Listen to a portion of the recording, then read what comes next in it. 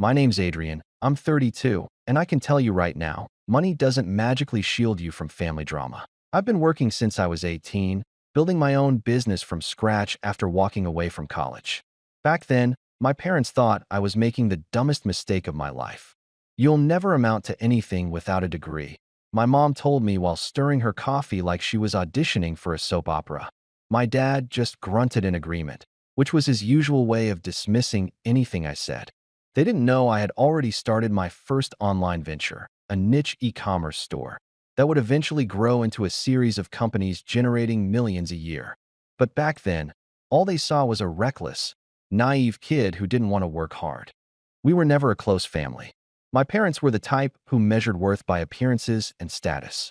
My older sister, Lily, was their pride and joy, a corporate lawyer with a pristine LinkedIn profile, luxury handbags for every season, and the kind of cold, calculated confidence that could make a room go quiet. She was the success story they paraded in front of family friends. I was the cautionary tale. Anytime I came over for dinner, they'd manage to slip in jabs disguised as concern. "Still doing that little internet thing?" my dad would ask, chuckling as if it were a phase I'd outgrow, like collecting comic books. Lily would smile politely and say, "You know, it's never too late to get a real job." For years, I let it slide.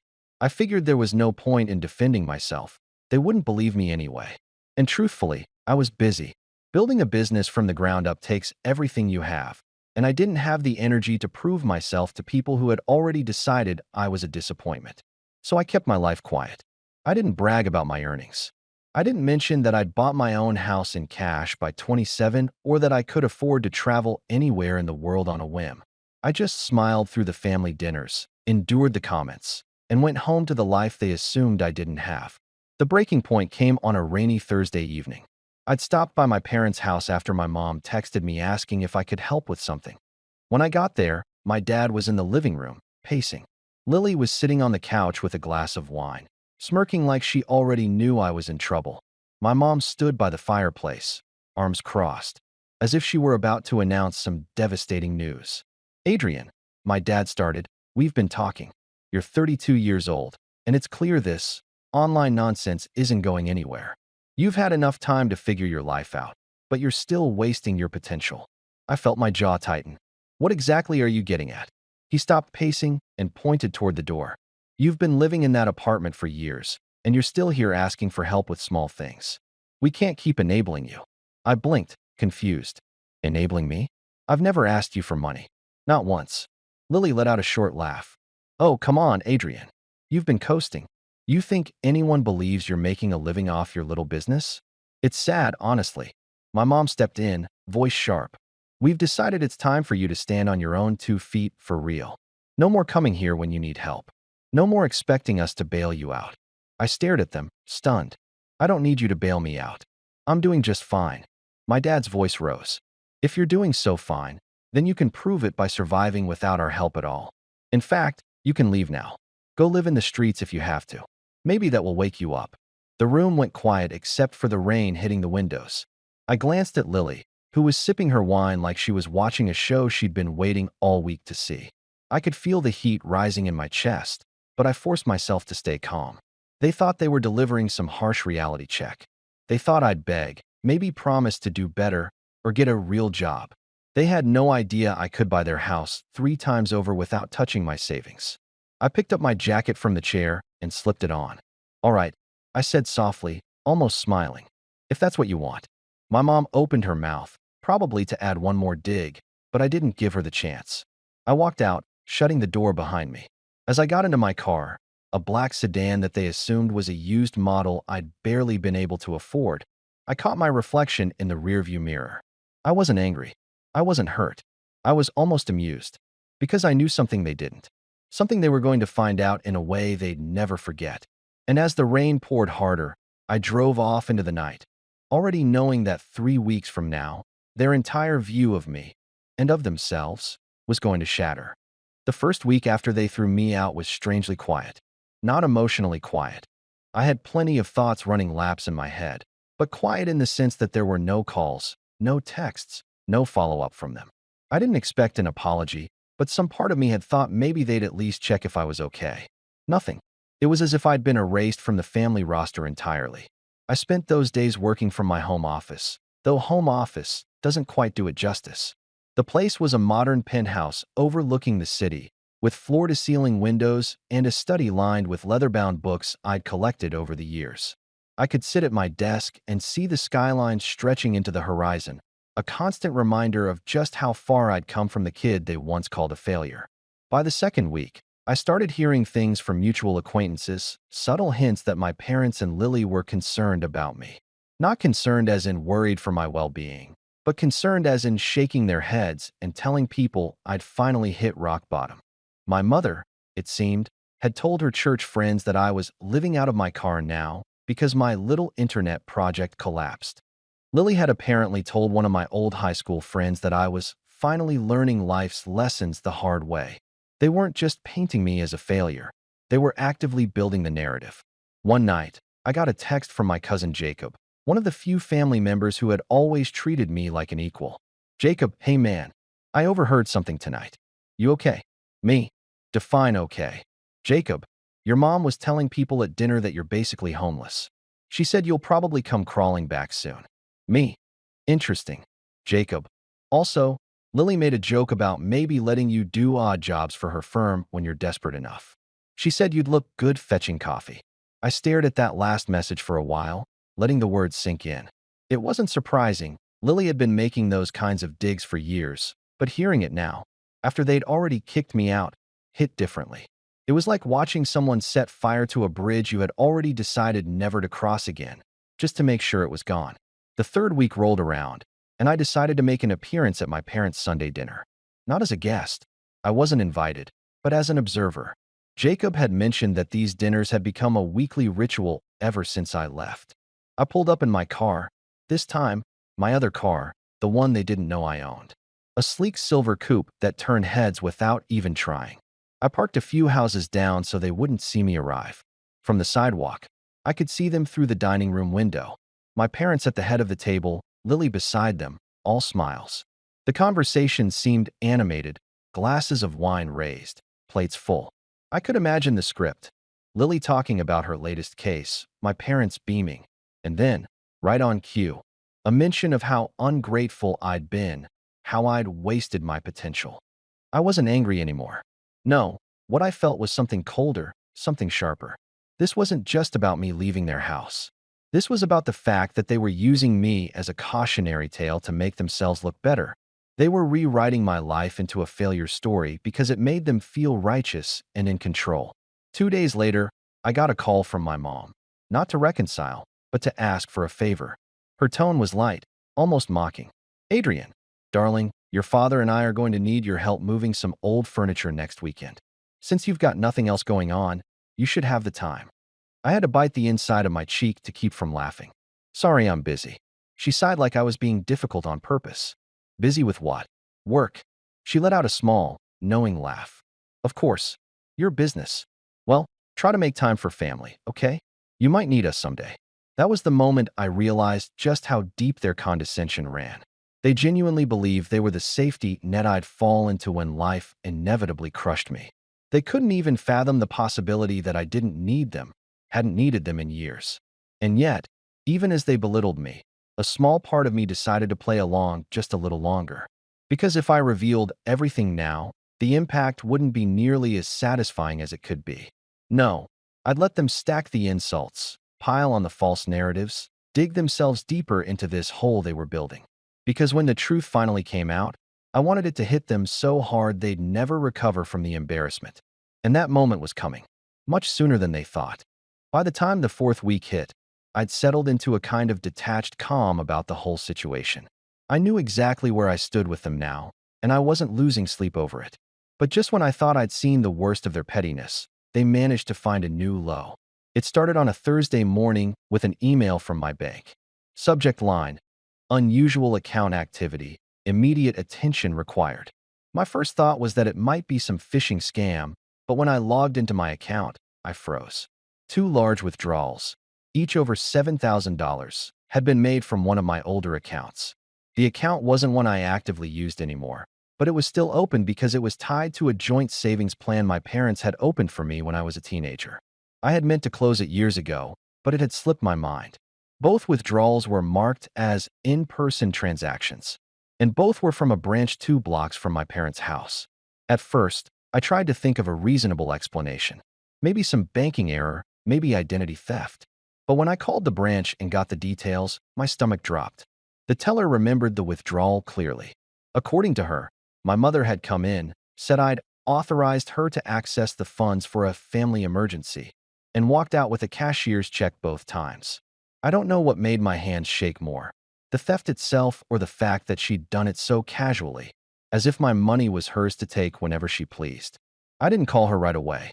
I needed to be calm, and right then, I wasn't. Instead, I called Jacob.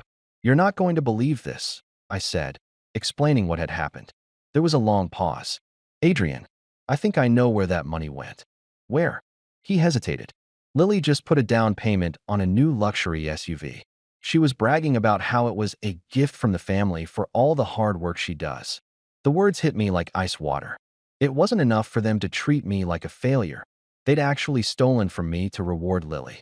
My mother had literally walked into a bank, emptied my account without permission, and funneled the money straight to the golden child, probably while telling herself it was perfectly justified. That night, I drove to my parents' house. I didn't go inside. I wasn't ready for the confrontation yet, but I parked across the street and just sat there, staring at the warmly lit windows. Inside, I could see them in the living room. Lily was holding up a set of car keys, and my mom was taking a photo, probably to post online later. My dad was laughing, clapping her on the shoulder like she'd just won some award. I don't remember how long I sat there, but I do remember the feeling in my chest shifting. Up until now, there'd been some faint, lingering thread of loyalty that held me back from going too far. But in that moment, watching them celebrate with my money, that thread snapped clean. Later that week, I got a text from my mom. "Hope you're not upset about the savings account. It was just sitting there, and your sister needed help. You'll make more money someday. Family comes first." I stared at that message for a long time. No apology, no acknowledgement that it was theft, just a smug, almost patronizing justification. I didn't reply. I didn't have to, because in that moment, something inside me shifted from quiet endurance to cold resolve.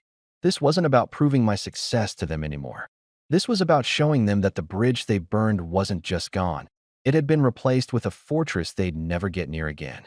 And they were about to learn exactly what that meant. After the SUV incident, the air around me felt heavier, not in the sense that I was collapsing under it, but more like the atmosphere before a storm. I wasn't angry in a hot, impulsive way anymore. It was a quieter kind of weight, the kind that sits in your bones and doesn't let you forget. I didn't tell anyone else about what had happened, not friends, not colleagues, not even my business partners. I didn't want sympathy, and honestly, part of me was embarrassed that I'd allowed myself to be in a position where they could take from me so easily. I was supposed to be smart, careful, strategic, yet I'd left that account open like an unlocked door, and they'd waltzed right through. For the next couple of weeks, I pulled back from everything. I stopped attending certain meetings. I ignored a few social invites. I even skipped a quarterly networking event I never missed, just so I wouldn't have to answer questions about my family. I told people I was busy with big projects, but in reality, I was holed up in my penthouse, letting the silence wrap around me. It wasn't that I was depressed, at least, not in the way people expect when they hear that word. I still woke up early, still hit the gym every morning, still kept my businesses running smoothly. But something inside me felt raw, almost hollow. Every time I thought about my parents and Lily, it was like replaying a movie where the ending was always the same. Me as the punchline to their inside joke. One night, I sat at my kitchen island with a glass of whiskey, scrolling through old photos on my phone. There was one from 5 years ago, my parents and Lily standing in front of a rented beach house, smiling for the camera while I stood off to the side, half in the frame. That had been the year they'd forgotten to mention that the trip was already planned and fully booked when they invited me. I'd ended up on a couch in the living room while Lily got the master suite. The more I looked at that picture, the more I realized something. This wasn't new. The theft, the lies, the public humiliation. It was just the most recent chapter in a story that had been playing out my entire life. I'd always been the one expected to compromise, to give more than I got, to quietly absorb whatever they dished out. And maybe that's why they were so sure they could take my money and get away with it. They thought I'd sulk for a bit, maybe give them a cold shoulder, but eventually come back for the next Sunday dinner like nothing happened. That's when my thoughts started to shift. Not toward confronting them immediately. I wasn't going to storm over and demand my money back. No, I started thinking about leverage, about timing, about how much sweeter the payoff would be if I didn't just call them out, but dismantled the whole fantasy they'd built around themselves. The first step was subtle. I had my lawyer quietly start the process of locking down every account, every property, every asset in my name, making sure there wasn't a single weak link left for them to exploit. At the same time, I reached out to a private contact, someone who specialized in gathering financial and legal records that weren't exactly public knowledge. I told him I wanted a full picture of my family's financial situation, not because I needed the information immediately, but because I had a feeling it would be useful down the road. And while all of that was in motion, I kept my distance. No calls, no texts, no showing up at family events. I wanted them to get used to my absence, to start thinking they'd successfully pushed me out for good. The more comfortable they felt, the more blindsided they'd be later. But that distance had a price. Some nights, I'd be sitting in my living room with the city lights stretching out below me, and it would hit me how small my circle had become. My friends didn't ask questions, but they noticed. Jacob tried to check in a few times, but I kept the conversation short. It was easier to stay in my own head than to explain what I was working toward. I knew I was isolating myself, and I knew it wasn't healthy, but I also knew it was necessary. Because when you're planning something this big, you can't afford loose ends. You can't afford to be sloppy. And quietly, in the back of my mind, a date started forming. I didn't circle it on the calendar, didn't write it down anywhere, but I knew when the moment would come, and I knew exactly where they'd be when it happened. The shift wasn't dramatic at first. It was more like turning a dimmer switch. One week I was keeping my head down. The next I was leaning back into my routines with a precision and focus I hadn't felt in months. I dove into my businesses with a renewed clarity, almost like I'd been coasting before and hadn't realized it. My flagship company had been doing well for years, but there were two expansion projects I'd been putting off, one in Europe and one in Southeast Asia. I greenlit both within the same week. That meant hiring new teams, forging partnerships, and locking down multi-million-dollar contracts that would cement our brand globally. And I wasn't just doing it for the revenue, though the numbers were staggering. I was doing it to ensure my influence and reach were undeniable. I wanted my footprint to be so big that when the moment came, there would be no question in anyone's mind about who I was and what I'd built. At the same time, I started networking again, but with intention. Instead of generic business mixers, I attended high-level investor dinners, tech summits, and charity galas. I made sure to be seen in rooms my family could only dream of entering. I shook hands with people who could, with a single phone call, change the trajectory of an entire industry. And I did it quietly. No social media bragging, no press releases, because I wanted this to be something they'd discover on someone else's lips, not mine. By mid-year, one of my smaller companies, a software startup I'd invested in, had been acquired for 8 figures. My cut alone was enough to buy half the properties in my parents' neighborhood outright. The same week the deal closed, I wired a significant portion into an investment account that was already overflowing. The rest, I reinvested into ventures that would keep the growth compounding. But the real power wasn't just in the money. It was in the connections. Over coffee in Manhattan, I met with an influential editor from a national business magazine. We talked shop, and somewhere between the cappuccinos and the check, she floated the idea of doing a feature on self-made entrepreneurs who had been underestimated early on. The irony wasn't lost on me. I didn't confirm anything then, but I kept her card in my wallet. It wasn't time yet. Meanwhile, the reports from my financial contact were trickling in, and the picture they painted of my family's situation was enlightening. My parents' retirement savings were thinner than I thought. Lily, despite her high-paying job, was sitting on a mountain of debt from a mix of bad investments and a taste for luxury she couldn't quite afford. That SUV? Leased. The down payment they'd stolen from me barely covered the initial fees. And she'd quietly taken out a second mortgage on her condo last year. It wasn't just satisfying to know, they were vulnerable. And that meant when the time came, the impact of my next moves wouldn't just be emotional. It would be practical, tangible. On the surface, though, I kept my distance. The family still held their Sunday dinners, still spoke about me in the past tense, still fed the narrative that I was finding myself somewhere far from reality. But through mutual acquaintances, I began to hear little cracks forming in their certainty. A friend of Lily's had apparently spotted me at a luxury hotel in Singapore, mid-meeting with a group of sharply dressed executives. My mother's hairdresser mentioned that she'd overheard someone talking about a CEO named Adrian closing a massive deal overseas. The rumors were starting to reach them, and though they didn't confront me directly, I could feel the curiosity and unease building. I didn't rush it. Power is best revealed in controlled doses, and I wasn't interested in wasting it on a premature showdown. No, I wanted them to be off balance, second-guessing everything they thought they knew, right up until the day I pulled the rug out from under them completely. And when that day came, it wouldn't just be about proving them wrong.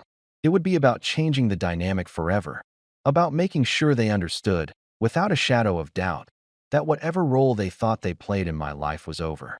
The thing about revenge is that it's not about speed, it's about precision. You don't just strike the moment you get the chance. You wait until the moment is so perfect, so airtight, that your move can't be undone or dismissed. By now, the information my contact had been gathering was complete, and what I saw on paper confirmed what I'd been suspecting for months. My family's image of stability was mostly smoke and mirrors. My parents were on the brink of needing to downsize, but refused to admit it publicly. Lily's financial situation was worse than I'd thought. Maxed out credit cards, high-interest loans, and a lease on that SUV she could barely keep up with. She had even started skipping payments on her second mortgage. One piece of information, however, caught my attention more than anything else. Buried in my father's financial records was a note about an early investment in a small property development company, one that had been quietly circling the drain for the past year. The kicker? My father had personally guaranteed a loan for the company. If it went under, he'd be on the hook for the full amount, well into six figures. And judging by the reports, it was about 3 months from collapse. That was the moment I knew how to set the stage. I didn't need to destroy them financially. That would make me look vindictive. No, what I needed to do was let them walk right into a situation where their arrogance and assumptions would undo them, and I'd be there in a position they could never have imagined. Around the same time, I got a call from the business magazine editor I'd met in Manhattan months earlier. She was moving forward with her Underestimated Entrepreneurs feature and wanted me to be the centerpiece.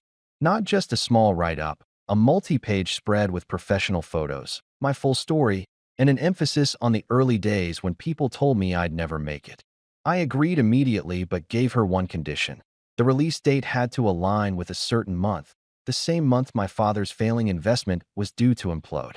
As all this was falling into place, an unexpected opportunity landed in my lap.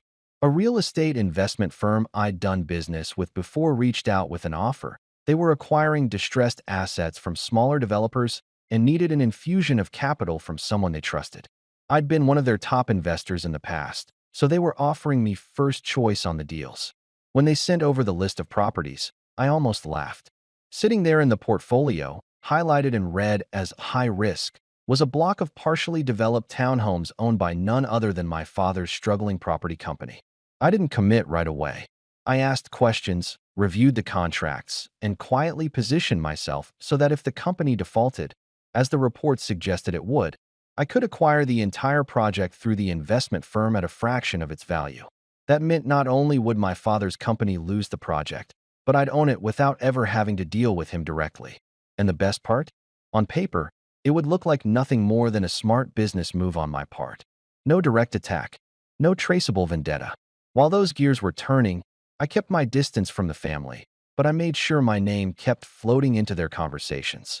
Jacob mentioned to me that my mom had asked him if I'd gotten lucky with something because she'd heard I'd been flying first class internationally. Lily had apparently asked a mutual acquaintance if I was actually doing well or just pretending for appearances. I could feel their curiosity gnawing at them, and I knew that curiosity would turn to shock soon enough. I wasn't just getting into a powerful position. I was about to control the board they didn't even realize we were playing on. And when the moment came to make my move, it would be public, undeniable, and perfectly timed to land when they needed me most. When the month finally arrived, Everything I'd been putting in place over the past half year was lined up like dominoes, ready to fall in sequence. All I had to do was tap the first one. The business magazine feature hit newsstands on the first Monday of the month. My face was on the cover, polished suit, skyline backdrop, headline in bold letters, "From Doubt to Dominance. The self-made visionary who proved everyone wrong." The article didn't name my family directly, but it didn't have to. The narrative was clear. I had been told I'd never succeed, had been underestimated by those closest to me, and had quietly built an empire worth tens of millions. The timing couldn't have been more perfect. Within hours, the piece was circulating online, shared across social media, business groups, and even LinkedIn circles my sister frequented. That same day, my phone buzzed nonstop. Colleagues, old friends, even distant acquaintances were congratulating me. And, right on cue, I got the text I'd been expecting from my mother. "Adrian, we saw the magazine. We had no idea things had gotten this big for you. We're proud of you." Proud. The words sat in my mind like a bitter pill. After years of dismissal, after stealing from me, now they were proud. I didn't reply. 2 weeks later, my father's property development company officially defaulted on its loan. The bank moved quickly, and the real estate investment firm I'd partnered with swept in to acquire the project at a steep discount. As planned, my capital bought me controlling ownership of the entire development. On paper, it was just another smart acquisition. In reality, it was me holding the deed to my father's single biggest asset without him even knowing. I waited 3 days before the next step. Then I had my assistant arrange a meeting with my parents and Lily at a neutral location, a high-end restaurant downtown. The invitation came under the guise of discussing a business opportunity, and given their sudden shift in tone after the magazine feature, they were eager to accept. When they arrived, they were all smiles. My mother hugged me for the first time in years. My father shook my hand like we were old business partners. Lily complimented my suit, her voice dripping with a politeness I'd never heard from her before. We ordered dinner, exchanged small talk, and then, halfway through the main course, I slid a folder across the table.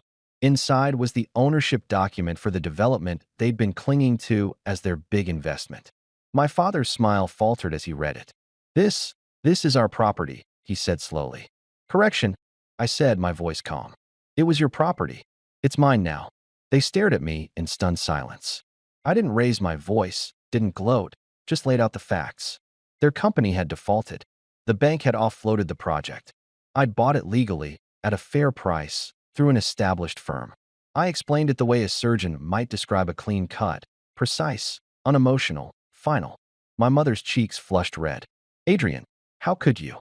How could I?" I cut in, my tone sharpening just slightly. "The same way you walked into my bank account and took my money without permission. The same way you gave it to Lily like it was yours to give. The same way you kicked me out of your house and told people I was homeless. I just learned from the best." Lily's jaw tightened, but she didn't speak. My father sat back in his chair, eyes darting between the papers and my face. For the first time, he looked small to me, not in size, but in presence. I leaned forward, resting my elbows on the table. "The difference between you and me is that I didn't have to lie or steal to make this happen. I played the long game. And now, when this development turns a profit, and it will, not a cent will have your name on it." The table was silent except for the clink of cutlery from nearby diners. They didn't argue. They didn't apologize. They just sat there, the weight of what had happened settling over them like a heavy fog. I finished my meal in silence, paid the bill, and stood. "Enjoy your evening," I said, my tone polite, almost casual. "Oh, and don't worry about the staff at the development site. I've already told them the change in ownership won't affect their jobs. Just yours."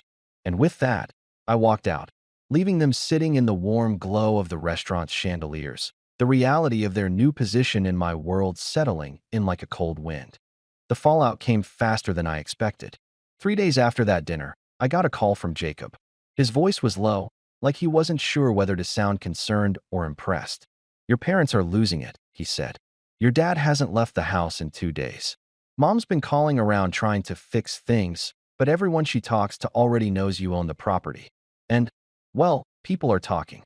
It turned out the story had spread beyond the family circle. My father's failed investment wasn't just a quiet embarrassment. It was public knowledge in their social sphere.